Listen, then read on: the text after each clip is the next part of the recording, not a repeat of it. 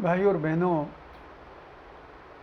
हमारा स्वभाव है कि हम बहुत जल्दी निर्णय कर लेते हैं और हमें पूरे तथ्यों का पता नहीं होता, लेकिन बाद में ग्लानि होती है कि निर्णय मैंने क्यों कर लिया, मैंने ऐसी धारणा क्यों बना ली। मेरे से भी इस तरह की गलती हुई और मैं आपसे वो साझा करना चाहता हूँ। मैं शहडोल से मानपुर जा रहा था। रास्ते में कुछ कारणों से देर हो गई और मैं रात लगभग 11 बजे जयसिंह नगर पहुंचा। उतरा, कोई परिचय नहीं था। 11 बज गए थे। बस से उतर के सब यात्री अपने अपने घरों को चले गए और मैं सड़क पे अकेला खड़ा रह गया। ध्यान में आया तो कोई मिला। मैंने पूछा, यहाँ कोई होटल, लॉज, धर्मशाला कुछ है? पता चला वहाँ कुछ भी नहीं। अब रात को जाऊँ तो कहाँ जाऊँ? मैंने पूछा, कोई सरस्वती शिशु मंदिर है? बोले हाँ है।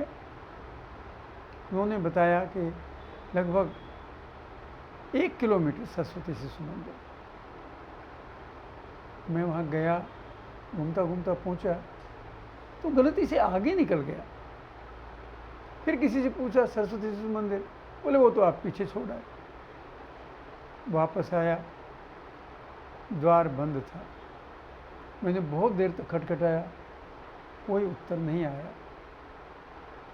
तभी चौकीदार आ गया। चौकीदार ने कहा, रात को शिशु मंदिर में कोई नहीं होता, इसलिए दरवाजा खटखटाना बेकार है। मैंने पूछा, कोई और रास्ता है? बोला मुझे क्या पता। वो मुझे इग्नोर करके चला गया। मैं वहाँ खड़ा रहा, लेकिन बाद में ये ध्यान आया कि मैं यहाँ अकेला खड़ा हूँ। कभी किसी ने मुझे चोर समझ के कोई दुर्घटना कर दी तो समस्या हो जाएगी। तो मैं जाऊँ तो कहाँ जाऊँ?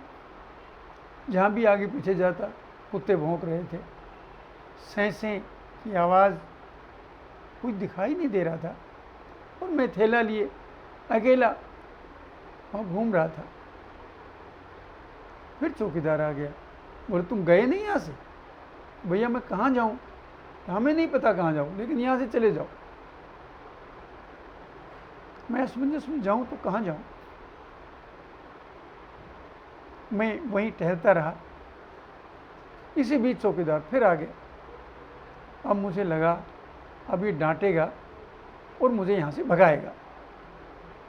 हो सकता है शारीरिक बल का भी प्रयोग करे, क्योंकि मेरी कोई पहचान तो थी नहीं और वेशभूषा मेरी वैसी ही थी। लेकिन चौकीदार को मेरे ऊपर दया आ गई। उसने कहा, यहाँ से आधा किलोमीटर दूर प्रबंधक का घर है, वहाँ चले जाओ। मैं पूछता पूछता प्रबंधक की गली में गया, लेकिन मैं देखा तो सारे मकानों की लाइट बंद थी। मैंने अंदाजे से एक दरवाज़ा खटखटाया, कोई उत्तर नहीं मिला। सौभाग्य से एक छोटा सा मकान था जिसमें से भीतर से लाइट दिखाई दे रही थी।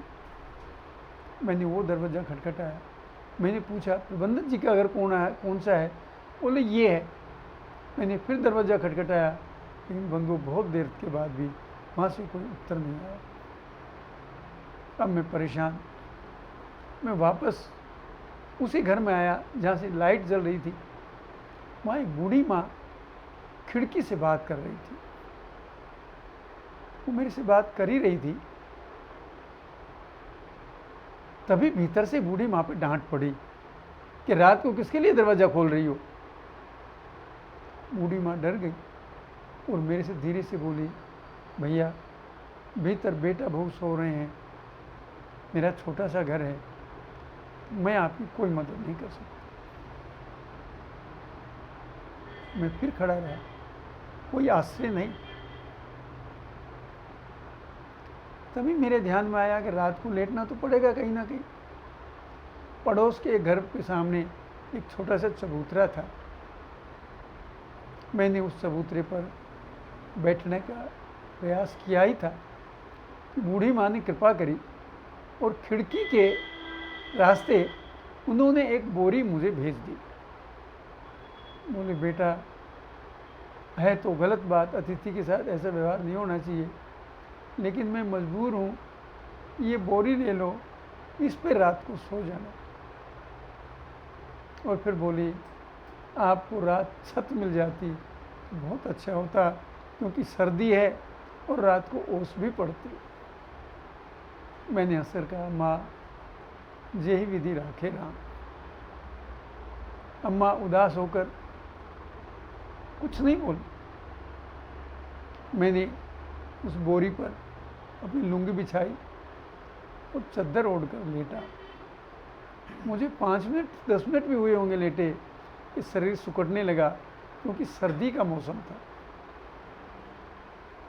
अब तो फिर उठा, बैग खोला, 2 कुर्ते 2 पजामे निकाले और चद्दर ओढ़ के सो गया।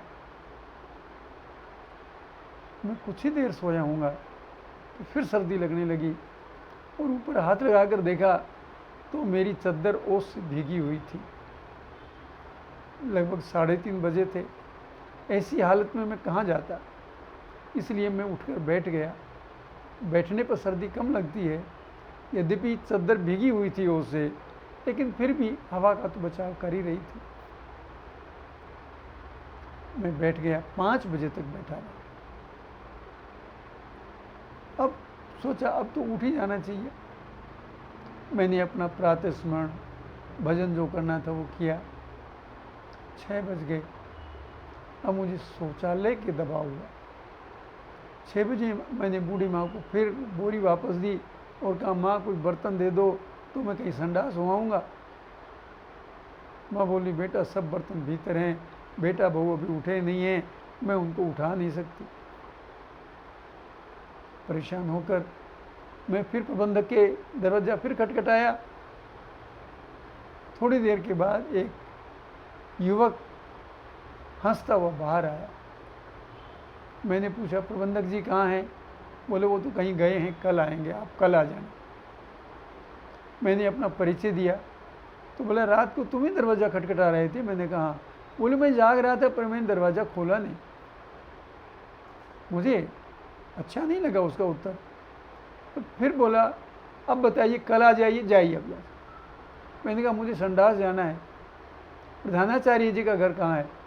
बोले मैं वहाँ ले चलता हूँ आपको। ऐसा कहकर फिर भीतर चला गया और मैं संडास का दबाव वहाँ खड़ा खड़ा सहन करता रहा। वो 10-15 मिनट तक नहीं आया और मैं बाहर परेशान। जब वो आया तो मैंने पूछा इतनी देर क्यों लगा दी? बोले मैं संडास चला गया था। मैंने कहा मुझे भी जाना है। बोले आप वहीं चले जाना।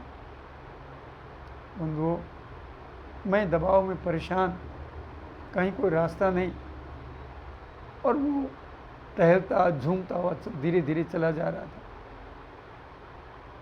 जब प्रधानाचार्य जी के घर पहुँचे तो पता चला वो तो 10:30 बजे के बाद आएंगे, कहीं बाहर गए। मैंने उनके मकान मालिक से निवेदन किया भैया मुझे संडास जाना है, तो उसने बड़ी कृपा की और मुझे वहाँ उन्होंने मेरी व्यवस्था कर दी। अब मैंने बड़ी राहत महसूस की।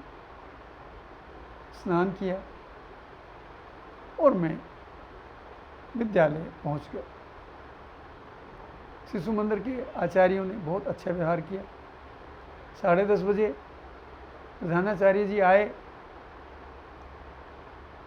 उनका व्यवहार इतना मीठा, इतना मधुर, इतना मृदुल कि मैं अपनी सारी तकलीफ भूल गया। लेकिन मैंने रात की प्रबंधक के पुत्र की घटना बताई। मेरे मन में आक्रोश था कि ऐसा बेहुदा बच्चा, मैं परेशान हूं और वो मुस्कुरा रहा है। तो जो प्रधानाचार्य ने कहा वो सुनकर मैं सन्न रह गया। बोले डॉक्टर साहब बुरा नहीं माने, वो लड़का तो विक्षिप्त है। मैं सन्न रह गया। मैं सोच रहा था मैं उसके बारे में क्या क्या धारणाएं बना बैठा था। मुझे कितना क्रोध था उस युवक पर।